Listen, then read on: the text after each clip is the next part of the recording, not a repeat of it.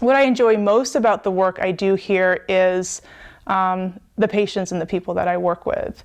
And that the approach is one in which you have to acknowledge that the solutions that have been given aren't working anymore. And so you have to think creatively, and you can't do that without the help of the patient, and without the help of all the staff that you're working with. And so to acknowledge that you can't start with an answer, and you can't give the same answer that the patients have been given before, and to acknowledge that whatever they may get here is going to take a certain amount of time. In that way, the experience of the fellow is similar, because we have 4 years to learn, to begin to learn really what we need to learn. And the patients are here for a long-term treatment. And so there's time to approach their difficulties, approach their problems without having to jump to a conclusion before you really get to know the subtleties and complexities of the problems that they've come up against.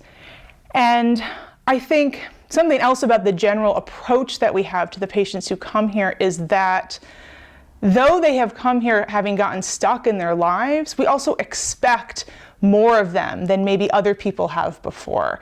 And so at the same time that they have come here reaching their own limitations, they come here being expected to confront really whether or not they're ready to sort of stake a claim on their life, which takes an enormous amount of commitment, both on their part and our part. So to be a part of a community that both on the staff side and patient side is so courageous and so committed to a common goal makes all of the work and learning that we're doing really, really worth it and exciting. There's a systems approach here, just meaning that not only is there an attempt to understand the individual patient and their intrapsychic life, but there's an attempt to understand that person within a larger social context.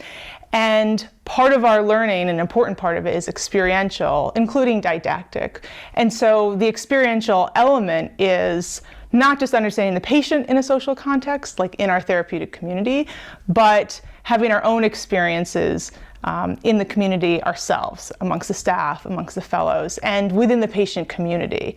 And that's something that I think without a center that has a therapeutic community where patients are here long term, you wouldn't have a chance to notice some of the problematic patterns that happen in patients' lives, in their relationships, with their treaters, with their peers.